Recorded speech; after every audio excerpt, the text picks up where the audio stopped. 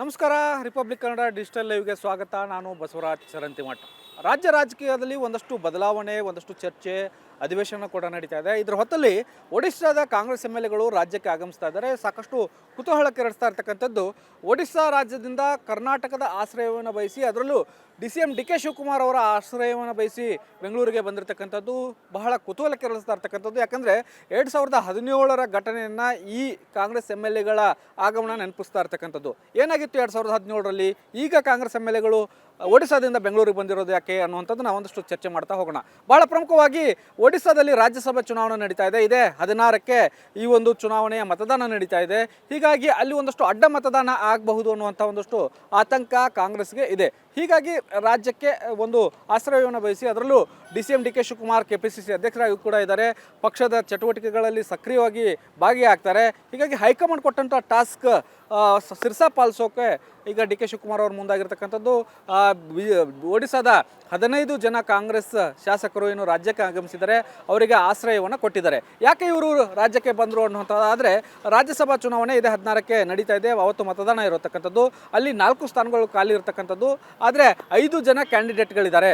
2 BJPಯಿಂದ, 2 RJDಯಿಂದ candidate ಇದ್ದಾರೆ. ಅದರಲ್ಲಿ 4ನೇ ಕ್ಯಾಂಡಿಡೇಟ್ಗೆ ಕಾಂಗ್ರೆಸ್ ಸಪೋರ್ಟನ್ನು ಕೊಟ್ಟಿದೆ, BJDಯ ಕ್ಯಾಂಡಿಡೇಟ್ಗೆ.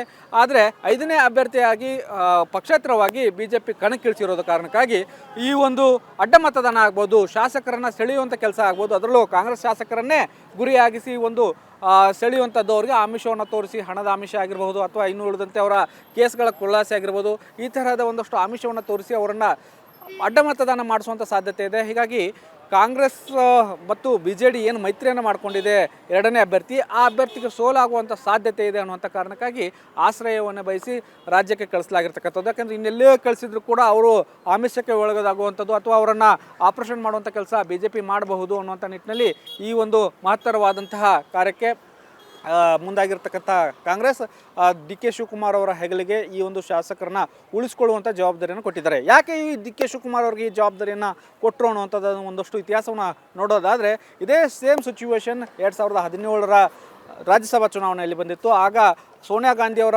ಬಲಗೈ ಬಂಟ ತರಹ ಇದ್ದಂತಹ ಅಹಮದ್ ಪಟೇಲ್ ಅವರು ರಾಜ್ಯಸಭಾ ಚುನಾವಣೆಗೆ ನಿಂತಿರ್ತಾರೆ.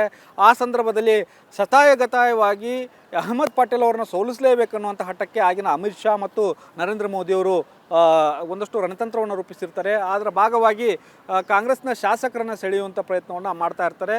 ಇದು ಗೊತ್ತಾಗಿ ಒಂದು ದೊಡ್ಡ ರಣತಂತ್ರವನ್ನು ಕಾಂಗ್ರೆಸ್ ಕೂಡ ಹೆಣೆಯುತ್ತೆ. ಅವರು ಇರ್ತಕ್ಕಂಥ ಕಾಂಗ್ರೆಸ್ ಶಾಸಕರೆಲ್ಲರನ್ನೂ ಕೂಡ ಗುಜರಾತ್ನಿಂದ ಬೆಂಗಳೂರಿಗೆ ಕಳಿಸುವಂಥ ಕೆಲಸವನ್ನು ಮಾಡುತ್ತೆ. ಆ ಸಂದರ್ಭದಲ್ಲಿ ಸುಮಾರು 45-50 ಜನ ಶಾಸಕರು ಬೆಂಗಳೂರಿಗೆ ಬರ್ತಾರೆ. ಆ ಸಂದರ್ಭದಲ್ಲಿ ಅವರಿಗೆ ಆಶ್ರಯ ಕೊಟ್ಟಿದ್ದು ಇದೇ DK ಶಿವಕುಮಾರ್ ಅವರು. ಆ ದೊಡ್ಡ ಒತ್ತಡ ಇತ್ತು BJPಯಿಂದ ಕೂಡ, ಯಾವುದೇ ಕಾರಣಕ್ಕೂ ಆಶ್ರಯವನ್ನು ಕೊಡಬಾರ್ದು, ಕೊಟ್ಟರೆ ಪರಿಣಾಮ ನೆಟ್ಟಿಗಿರಲ್ಲ ಅನ್ನುವಂಥ ನೇರವಾದಂಥ ಬೆದರಿಕೆಗಳಿದ್ದರೂ ಕೂಡ ಆಗ ಸೋನಿಯಾ ಗಾಂಧಿಯವರು ಹೇಳಿದರು ಅನ್ನೋಂಥ ಕಾರಣಕ್ಕಾಗಿ ಗುಜರಾತ್ನ ಶಾಸಕರಿಗೆ ಇದೇ ಬಿಡದಿ ಈಗಲ್ಟನ್ ರೆಸಾರ್ಟ್ನಲ್ಲಿ ಅವರಿಗೆ ಆಶ್ರಯವನ್ನು ಕೊಡ್ತಾರೆ. ಆಶ್ರಯ ಕೊಟ್ಟ ನಂತರ ಅವರ ಮೇಲೆ IT ರೈಡ್ ಕೂಡ ಆಗುತ್ತೆ. ಆ IT ರೈಡ್ ಸಾಕಷ್ಟು ಸಂಕಷ್ಟಗಳನ್ನ DK ಶಿವಕುಮಾರ್ ಅವ್ರಿಗೆ ತಂದೊಡ್ಡುತ್ತೆ. ಯಾಕಂದರೆ IT ರೈಡ್ ಆದ ತಕ್ಷಣ ಅದು ಒಂದೊಂದೇ ಕೇಸ್ ಬೇರೆ ಬೇರೆ ರೀತಿಯಲ್ಲಿ ತೆರೆದುಕೊಳ್ತಾ ಹೋಗುತ್ತೆ. IT ಯಿಂದ ED ಕೇಸ್ ಆಗುತ್ತೆ, ಅಲ್ಲಿಂದ CBI ಕೇಸ್ಗಳಾಗುತ್ತೆ, ಅಕ್ರಮ ಆಸ್ತಿ ಗಳಿಕೆ ಅನ್ನುವಂಥ ನಿಟ್ಟಿನಲ್ಲಿ ಸಾಕಷ್ಟು ಚಾರ್ಜ್ಗಳು ಅವ್ರ ಮೇಲೆ ಹಾಕಲಾಗುತ್ತೆ. ಅದು ಕೇಸು ಸಾಕಷ್ಟು ಪರಿಣಾಮವನ್ನು ಬೀರಿ ಅವರನ್ನು ಜೈಲಿಗೂ ಕೂಡ ತಳ್ಳುವಂಥ ಕೆಲಸವನ್ನು ಮಾಡುತ್ತೆ. ಆ ಜೈಲಿಗೆ ಹೋಗಿ ಬರುವಂಥ ಕೆಲಸವನ್ನು ಮಾಡಿದಂಥ DK ಶಿವಕುಮಾರ್ ಅವರು ಎದ್ದುಗುಂದಲ್ಲ. ಆಗ ಶಾಸಕರನ್ನ ಹಿಡಿದಿಟ್ಕೊಂಡು ಅಹಮದ್ ಪಟೇಲ್ ಅವರನ್ನು ಗೆಲ್ಲಿಸುವಂಥ ಕೆಲಸದಲ್ಲಿ DK ಶಿವಕುಮಾರ್ ಅವರು ಯಶಸ್ವಿ ಆಗ್ತಾರೆ. ಹೀಗಾಗಿ DK ಶಿವಕುಮಾರ್ ಅವರು ಕಾಂಗ್ರೆಸ್ ಮಟ್ಟದಲ್ಲಿ ದೊಡ್ಡ ಪವರ್ಫುಲ್ ನಾಯಕರಾಗಿ ರಾಷ್ಟ್ರೀಯ ಮಟ್ಟದಲ್ಲಿ ಒಂದು ಛಾಪನ್ನು ಮೂಡಿಸ್ತಾರೆ. ಯಾಕಂದರೆ ರಾಷ್ಟ್ರೀಯ ಮಾಧ್ಯಮಗಳೆಲ್ಲವೂ ಕೂಡ ಆಗ ಬೆಂಗಳೂರಿಗೆ ಬಂದು ಈ ಒಂದು ಸುದ್ದಿಯನ್ನು ಕವರ್ ಮಾಡುವಂಥದ್ದಾಗಲಿ, DK ಶಿವಕುಮಾರ್ ಅವರ ಮೇಲೆ IT ರೈಡ್ ಆಗಿರತಕ್ಕಂಥ ವಿಚಾರ ಆಗಲಿ, DK ಶಿವಕುಮಾರ್ ಅವರ ಸುತ್ತ ಹೆಣೆದಿರ್ತಕ್ಕಂತಹ ಜಾಲವನ್ನಾಗಲಿ, ಇದನ್ನೆಲ್ಲವನ್ನು ಕೂಡ ವಿತರಿಸಿದಂಥ ಸಂದರ್ಭದಲ್ಲಿ ಮತ್ತು ಅಮಿತ್ ಶಾ DK ಮತ್ತು ನರೇಂದ್ರ ಮೋದಿ ಅವರು ಹೆಣೆದಂಥ ರಣತಂತ್ರವನ್ನು ಭೇದಿಸುವಲ್ಲಿ DK ಶಿವಕುಮಾರ್ ಅವರು ಯಶಸ್ವಿ ಆಗ್ತಾರೆ. ಹೀಗಾಗಿ ರಾಷ್ಟ್ರೀಯ ನಾಯಕರು ಅಥವಾ ರಾಷ್ಟ್ರ ಮಟ್ಟದ ಒಂದು ಗಮನವನ್ನು DK ಶಿವಕುಮಾರ್ ಅವರು ಸೆಳೀತಾರೆ. ಆ ಸಂದರ್ಭದಲ್ಲಿ ಅವರಿಗೆ ಸಂಕಷ್ಟಗಳು ಕೂಡ ಬರ್ತಕ್ಕಂಥದ್ದು, ಸಾಲು ಸಂಕಷ್ಟಗಳು ಬರ್ತವೆ. ಒಂದು ಕಡೆ IT case, ED case, CBI case ಎಲ್ಲವನ್ನು ಕೂಡ ಎದುರಿಸಬೇಕಾದಂಥ ಅನಿವಾರ್ಯತೆ ಬರುತ್ತೆ. ಆ ಸಂದರ್ಭದಲ್ಲಿ ಎದುರುಗುಂದದೆ DK ಶಿವಕುಮಾರ್ ಎದುರಿಸ್ತಾರೆ. ಆ ನಂತರ ಒಂದಷ್ಟು ಕೇಸ್ಗಳ ಪರಿಣಾಮ ಅಂದರೆ ಅಕ್ರಮ ಆಸ್ತಿ ಗಳಿಕೆ ಆರೋಪದಲ್ಲಿ ಅವರು ಜೈಲ್ ಪಾಲ್ ಕೂಡ ಆಗಬೇಕಾಗುತ್ತೆ.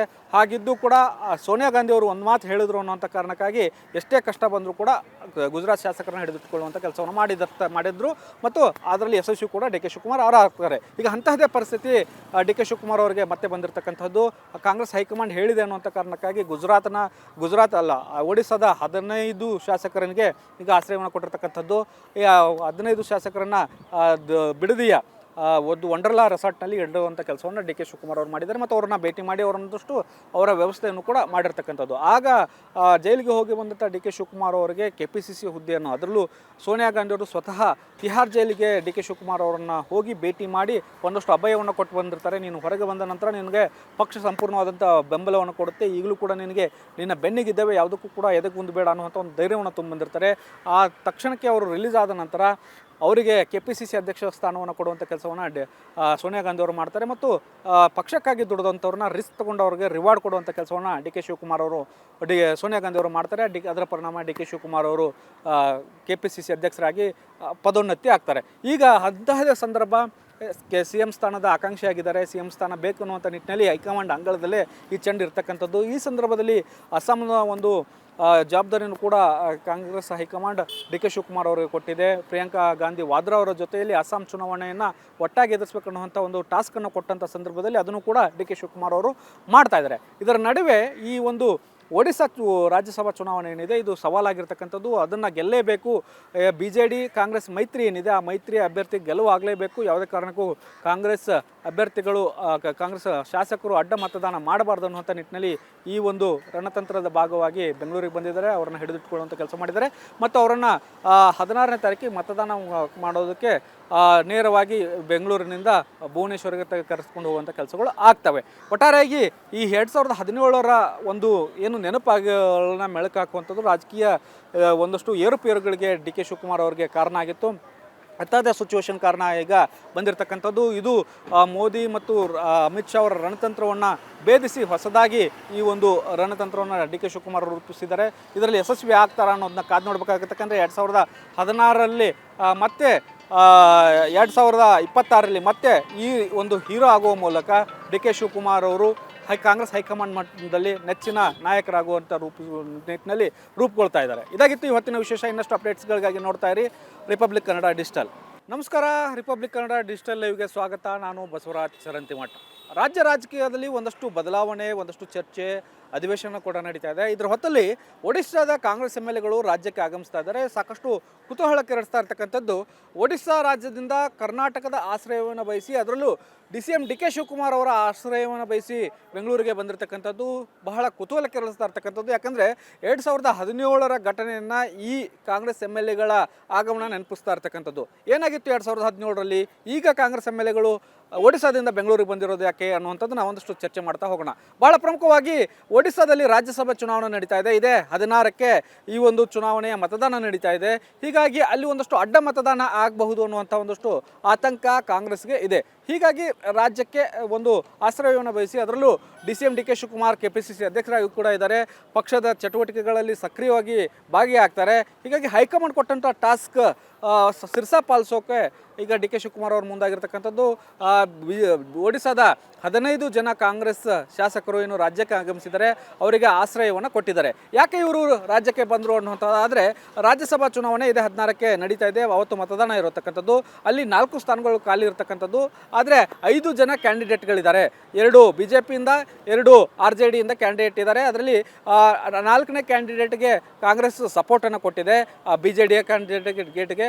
ಆದರೆ 5ನೇ ಅಭ್ಯರ್ಥಿಯಾಗಿ ಪಕ್ಷೇತರವಾಗಿ BJP ಕಣಕ್ಕಿಳಿಸಿರೋದ ಕಾರಣಕ್ಕಾಗಿ ಈ ಒಂದು ಅಡ್ಡ ಮತದಾನ ಆಗ್ಬೋದು, ಶಾಸಕರನ್ನು ಸೆಳೆಯುವಂಥ ಕೆಲಸ ಆಗ್ಬೋದು. ಅದರಲ್ಲೂ ಕಾಂಗ್ರೆಸ್ ಶಾಸಕರನ್ನೇ ಗುರಿಯಾಗಿಸಿ ಒಂದು ಸೆಳೆಯುವಂಥದ್ದು, ಅವರಿಗೆ ಆಮಿಷವನ್ನು ತೋರಿಸಿ, ಹಣದ ಆಮಿಷ ಆಗಿರ್ಬೋದು ಅಥವಾ ಇನ್ನೂ ಉಳಿದಂತೆ ಅವರ ಕೇಸ್ಗಳ ಖುಲಾಸೆ ಆಗಿರ್ಬೋದು, ಈ ತರಹದ ಒಂದಷ್ಟು ಆಮಿಷವನ್ನು ತೋರಿಸಿ ಅವರನ್ನು ಅಡ್ಡ ಮತದಾನ ಮಾಡಿಸುವಂಥ ಸಾಧ್ಯತೆ ಇದೆ. ಹೀಗಾಗಿ ಕಾಂಗ್ರೆಸ್ ಮತ್ತು BJD ಏನು ಮೈತ್ರಿಯನ್ನು ಮಾಡಿಕೊಂಡಿದೆ 2ನೇ ಅಭ್ಯರ್ಥಿ, ಆ ಅಭ್ಯರ್ಥಿಗೆ ಸೋಲಾಗುವಂಥ ಸಾಧ್ಯತೆ ಇದೆ ಅನ್ನುವಂಥ ಕಾರಣಕ್ಕಾಗಿ ಆಶ್ರಯವನ್ನು ಬಯಸಿ ರಾಜ್ಯಕ್ಕೆ ಕಳಿಸಲಾಗಿರ್ತಕ್ಕಂಥದ್ದು. ಯಾಕಂದರೆ ಇನ್ನೆಲ್ಲೇ ಕಳಿಸಿದ್ರು ಕೂಡ ಅವರು ಆಮಿಷಕ್ಕೆ ಒಳಗಾಗುವಂಥದ್ದು ಅಥವಾ ಅವರನ್ನು ಆಪರೇಷನ್ ಮಾಡುವಂಥ ಕೆಲಸ BJP ಮಾಡಬಹುದು ಅನ್ನುವಂಥ ನಿಟ್ಟಿನಲ್ಲಿ ಈ ಒಂದು ಮಹತ್ತರವಾದಂತಹ ಕಾರ್ಯಕ್ಕೆ ಮುಂದಾಗಿರ್ತಕ್ಕಂಥ ಕಾಂಗ್ರೆಸ್ ಡಿ ಕೆ ಶಿವಕುಮಾರ್ ಅವರ ಹೆಗಲಿಗೆ ಈ ಒಂದು ಶಾಸಕರನ್ನ ಉಳಿಸ್ಕೊಳ್ಳುವಂಥ ಜವಾಬ್ದಾರಿಯನ್ನು ಕೊಟ್ಟಿದ್ದಾರೆ. ಯಾಕೆ ಈ ಡಿ ಕೆ ಶಿವಕುಮಾರ್ ಅವರಿಗೆ ಈ ಜವಾಬ್ದಾರಿಯನ್ನು ಕೊಟ್ಟರು ಅನ್ನುವಂಥದ್ದು ಒಂದಷ್ಟು ಇತಿಹಾಸವನ್ನು ನೋಡೋದಾದರೆ, ಇದೇ ಸೇಮ್ ಸಿಚುವೇಶನ್ 2017ರ ರಾಜ್ಯಸಭಾ ಚುನಾವಣೆಯಲ್ಲಿ ಬಂದಿತ್ತು. ಆಗ ಸೋನಿಯಾ ಗಾಂಧಿಯವರ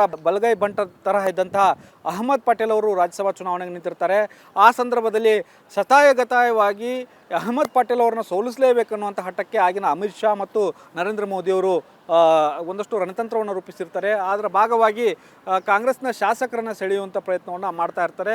ಇದು ಗೊತ್ತಾಗಿ ಒಂದು ದೊಡ್ಡ ರಣತಂತ್ರವನ್ನು ಕಾಂಗ್ರೆಸ್ ಕೂಡ ಹೆಣೆಯುತ್ತೆ. ಅವರು ಇರ್ತಕ್ಕಂಥ ಕಾಂಗ್ರೆಸ್ ಶಾಸಕರೆಲ್ಲರನ್ನೂ ಕೂಡ ಗುಜರಾತ್ನಿಂದ ಬೆಂಗಳೂರಿಗೆ ಕಳಿಸುವಂಥ ಕೆಲಸವನ್ನು ಮಾಡುತ್ತೆ. ಆ ಸಂದರ್ಭದಲ್ಲಿ ಸುಮಾರು 45-50 ಜನ ಶಾಸಕರು ಬೆಂಗಳೂರಿಗೆ ಬರ್ತಾರೆ. ಆ ಸಂದರ್ಭದಲ್ಲಿ ಅವರಿಗೆ ಆಶ್ರಯ ಕೊಟ್ಟಿದ್ದು ಇದೇ ಡಿ ಕೆ ಶಿವಕುಮಾರ್ ಅವರು. ಆ ದೊಡ್ಡ ಒತ್ತಡ ಇತ್ತು ಬಿ ಜೆ ಪಿಯಿಂದ ಕೂಡ, ಯಾವುದೇ ಕಾರಣಕ್ಕೂ ಆಶ್ರಯವನ್ನು ಕೊಡಬಾರ್ದು, ಕೊಟ್ಟರೆ ಪರಿಣಾಮ ನೆಟ್ಟಿಗಿರಲ್ಲ ಅನ್ನುವಂಥ ನೇರವಾದಂಥ ಬೆದರಿಕೆಗಳಿದ್ದರೂ ಕೂಡ ಆಗ ಸೋನಿಯಾ ಗಾಂಧಿಯವರು ಹೇಳಿದರು ಅನ್ನೋಂಥ ಕಾರಣಕ್ಕಾಗಿ ಗುಜರಾತ್ನ ಶಾಸಕರಿಗೆ ಇದೇ ಬಿಡದಿಯ ಈಗಲ್ಟನ್ ರೆಸಾರ್ಟ್ನಲ್ಲಿ ಅವರಿಗೆ ಆಶ್ರಯವನ್ನು ಕೊಡ್ತಾರೆ. ಆಶ್ರಯ ಕೊಟ್ಟ ನಂತರ ಅವರ ಮೇಲೆ ಐ ಟಿ ರೈಡ್ ಕೂಡ ಆಗುತ್ತೆ. ಆ ಐ ಟಿ ರೈಡ್ ಸಾಕಷ್ಟು ಸಂಕಷ್ಟಗಳನ್ನ ಡಿ ಕೆ ಶಿವಕುಮಾರ್ ಅವ್ರಿಗೆ ತಂದೊಡ್ಡುತ್ತೆ. ಯಾಕಂದರೆ ಐ ಟಿ ರೈಡ್ ಆದ ತಕ್ಷಣ ಅದು ಒಂದೊಂದೇ ಕೇಸ್ ಬೇರೆ ಬೇರೆ ರೀತಿಯಲ್ಲಿ ತೆರೆದುಕೊಳ್ತಾ ಹೋಗುತ್ತೆ. ಐ ಟಿಯಿಂದ ಇ ಡಿ ಕೇಸ್ ಆಗುತ್ತೆ, ಅಲ್ಲಿಂದ ಸಿ ಬಿ ಐ ಕೇಸ್ಗಳಾಗುತ್ತೆ. ಅಕ್ರಮ ಆಸ್ತಿ ಗಳಿಕೆ ಅನ್ನುವಂಥ ನಿಟ್ಟಿನಲ್ಲಿ ಸಾಕಷ್ಟು ಚಾರ್ಜ್ಗಳು ಅವ್ರ ಮೇಲೆ ಹಾಕಲಾಗುತ್ತೆ. ಅದು ಕೇಸು ಸಾಕಷ್ಟು ಪರಿಣಾಮವನ್ನು ಬೀರಿ ಅವರನ್ನು ಜೈಲಿಗೂ ಕೂಡ ತಳ್ಳುವಂಥ ಕೆಲಸವನ್ನು ಮಾಡುತ್ತೆ. ಆ ಜೈಲಿಗೆ ಹೋಗಿ ಬರುವಂಥ ಕೆಲಸವನ್ನು ಮಾಡಿದಂಥ ಡಿ ಕೆ ಶಿವಕುಮಾರ್ ಅವರು ಎದ್ದುಗುಂದಲ್ಲ. ಆಗ ಶಾಸಕರನ್ನ ಹಿಡಿದಿಟ್ಕೊಂಡು ಅಹಮದ್ ಪಟೇಲ್ ಅವರನ್ನು ಗೆಲ್ಲಿಸುವಂಥ ಕೆಲಸದಲ್ಲಿ ಡಿ ಕೆ ಶಿವಕುಮಾರ್ ಅವರು ಯಶಸ್ವಿ ಆಗ್ತಾರೆ. ಹೀಗಾಗಿ ಡಿ ಕೆ ಶಿವಕುಮಾರ್ ಅವರು ಕಾಂಗ್ರೆಸ್ ಮಟ್ಟದಲ್ಲಿ ದೊಡ್ಡ ಪವರ್ಫುಲ್ ನಾಯಕರಾಗಿ ರಾಷ್ಟ್ರೀಯ ಮಟ್ಟದಲ್ಲಿ ಒಂದು ಛಾಪನ್ನು ಮೂಡಿಸ್ತಾರೆ. ಯಾಕಂದರೆ ರಾಷ್ಟ್ರೀಯ ಮಾಧ್ಯಮಗಳೆಲ್ಲವೂ ಕೂಡ ಆಗ ಬೆಂಗಳೂರಿಗೆ ಬಂದು ಈ ಒಂದು ಸುದ್ದಿಯನ್ನು ಕವರ್ ಮಾಡುವಂಥದ್ದಾಗಲಿ, ಡಿ ಕೆ ಶಿವಕುಮಾರ್ ಅವರ ಮೇಲೆ ಐ ಟಿ ರೈಡ್ ಆಗಿರತಕ್ಕಂಥ ವಿಚಾರ ಆಗಲಿ, ಡಿ ಕೆ ಶಿವಕುಮಾರ್ ಅವರ ಸುತ್ತ ಹೆಣೆದಿರ್ತಕ್ಕಂತಹ ಜಾಲವನ್ನಾಗಲಿ, ಇದನ್ನೆಲ್ಲವನ್ನು ಕೂಡ ಬಿತ್ತರಿಸಿದಂಥ ಸಂದರ್ಭದಲ್ಲಿ ಮತ್ತು ಅಮಿತ್ ಶಾ ಮತ್ತು ನರೇಂದ್ರ ಮೋದಿ ಅವರು ಹೆಣೆದಂಥ ರಣತಂತ್ರವನ್ನು ಭೇದಿಸುವಲ್ಲಿ ಡಿ ಕೆ ಶಿವಕುಮಾರ್ ಅವರು ಯಶಸ್ವಿ ಆಗ್ತಾರೆ. ಹೀಗಾಗಿ ರಾಷ್ಟ್ರೀಯ ನಾಯಕರು ಅಥವಾ ರಾಷ್ಟ್ರ ಮಟ್ಟದ ಒಂದು ಗಮನವನ್ನು ಡಿ ಕೆ ಶಿವಕುಮಾರ್ ಅವರು ಸೆಳೀತಾರೆ. ಆ ಸಂದರ್ಭದಲ್ಲಿ ಅವರಿಗೆ ಸಂಕಷ್ಟಗಳು ಕೂಡ ಬರ್ತಕ್ಕಂಥದ್ದು, ಸಾಲು ಸಂಕಷ್ಟಗಳು ಬರ್ತವೆ. ಒಂದು ಕಡೆ I T case, E D case, C B I case ಎಲ್ಲವನ್ನು ಕೂಡ ಎದುರಿಸಬೇಕಾದಂಥ ಅನಿವಾರ್ಯತೆ ಬರುತ್ತೆ. ಆ ಸಂದರ್ಭದಲ್ಲಿ ಎದುರುಗುಂದದೆ ಡಿ ಕೆ ಶಿವಕುಮಾರ್ ಎದುರಿಸ್ತಾರೆ. ಆ ನಂತರ ಒಂದಷ್ಟು ಕೇಸ್ಗಳ ಪರಿಣಾಮ ಅಂದರೆ ಅಕ್ರಮ ಆಸ್ತಿ ಗಳಿಕೆ ಆರೋಪದಲ್ಲಿ ಅವರು ಜೈಲ್ ಪಾಲ್ ಕೂಡ ಆಗಬೇಕಾಗುತ್ತೆ. ಹಾಗಿದ್ದು ಕೂಡ ಸೋನಿಯಾ ಗಾಂಧಿ ಅವರು ಒಂದು ಮಾತು ಹೇಳಿದ್ರು ಅನ್ನೋಂಥ ಕಾರಣಕ್ಕಾಗಿ ಎಷ್ಟೇ ಕಷ್ಟ ಬಂದರೂ ಕೂಡ ಗುಜರಾತ್ ಶಾಸಕರನ್ನ ಹಿಡಿದಿಟ್ಟುಕೊಳ್ಳುವಂಥ ಕೆಲಸವನ್ನು ಮಾಡಿದ್ರು ಮತ್ತು ಅದರಲ್ಲಿ ಯಶಸ್ವಿ ಕೂಡ ಡಿ ಕೆ ಶಿವಕುಮಾರ್ ಅವರು ಆಗ್ತಾರೆ. ಈಗ ಅಂತಹದೇ ಪರಿಸ್ಥಿತಿ ಡಿ ಕೆ ಶಿವಕುಮಾರ್ ಅವರಿಗೆ ಮತ್ತೆ ಬಂದಿರತಕ್ಕಂಥದ್ದು.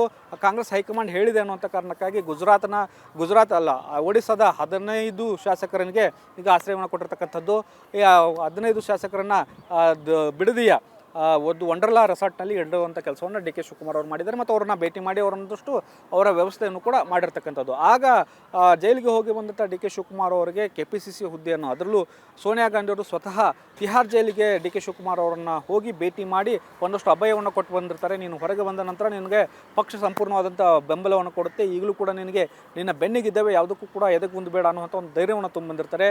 ಆ ತಕ್ಷಣಕ್ಕೆ ಅವರು ರಿಲೀಸ್ ಆದ ನಂತರ ಅವರಿಗೆ ಕೆ ಪಿ ಸಿ ಸಿ ಅಧ್ಯಕ್ಷ ಸ್ಥಾನವನ್ನು ಕೊಡುವಂಥ ಕೆಲಸವನ್ನು ಸೋನಿಯಾ ಗಾಂಧಿ ಅವರು ಮಾಡ್ತಾರೆ ಮತ್ತು ಪಕ್ಷಕ್ಕಾಗಿ ದುಡಿದಂಥವ್ರನ್ನ ರಿಸ್ಕ್ ತೊಗೊಂಡವ್ರಿಗೆ ರಿವಾರ್ಡ್ ಕೊಡುವಂಥ ಕೆಲಸವನ್ನು ಡಿ ಕೆ ಶಿವಕುಮಾರ್ ಅವರು ಸೋನಿಯಾ ಗಾಂಧಿ ಅವರು ಮಾಡ್ತಾರೆ. ಅದರ ಪರಿಣಾಮ ಡಿ ಕೆ ಶಿವಕುಮಾರ್ ಅವರು ಕೆ ಪಿ ಸಿ ಸಿ ಅಧ್ಯಕ್ಷರಾಗಿ ಪದೋನ್ನತಿ ಆಗ್ತಾರೆ. ಈಗ ಅಂತಹದೇ ಸಂದರ್ಭ, ಸಿ ಎಂ ಸ್ಥಾನದ ಆಕಾಂಕ್ಷಿಯಾಗಿದ್ದಾರೆ. ಸಿ ಎಂ ಸ್ಥಾನ ಬೇಕು ಅನ್ನುವಂಥ ನಿಟ್ಟಿನಲ್ಲಿ ಹೈಕಮಾಂಡ್ ಅಂಗಳದಲ್ಲೇ ಈ ಚೆಂಡು ಇರ್ತಕ್ಕಂಥದ್ದು. ಈ ಸಂದರ್ಭದಲ್ಲಿ ಅಸ್ಸಾಂನ ಒಂದು ಜವಾಬ್ದಾರಿಯನ್ನು ಕೂಡ Congress high command D K Shivakumar ಅವರಿಗೆ ಕೊಟ್ಟಿದೆ. ಪ್ರಿಯಾಂಕಾ ಗಾಂಧಿ ವಾದ್ರಾ ಅವರ ಜೊತೆಯಲ್ಲಿ ಅಸ್ಸಾಂ ಚುನಾವಣೆಯನ್ನು ಒಟ್ಟಾಗಿ ಎದುರಿಸಬೇಕನ್ನುವಂಥ ಒಂದು ಟಾಸ್ಕನ್ನು ಕೊಟ್ಟಂಥ ಸಂದರ್ಭದಲ್ಲಿ ಅದನ್ನು ಕೂಡ ಡಿ ಕೆ ಶಿವಕುಮಾರ್ ಅವರು ಮಾಡ್ತಾ ಇದ್ದಾರೆ. ಇದರ ನಡುವೆ ಈ ಒಂದು ಒಡಿಶಾ ರಾಜ್ಯಸಭಾ ಚುನಾವಣೆ ಏನಿದೆ ಇದು ಸವಾಲಾಗಿರ್ತಕ್ಕಂಥದ್ದು. ಅದನ್ನು ಗೆಲ್ಲೇಬೇಕು.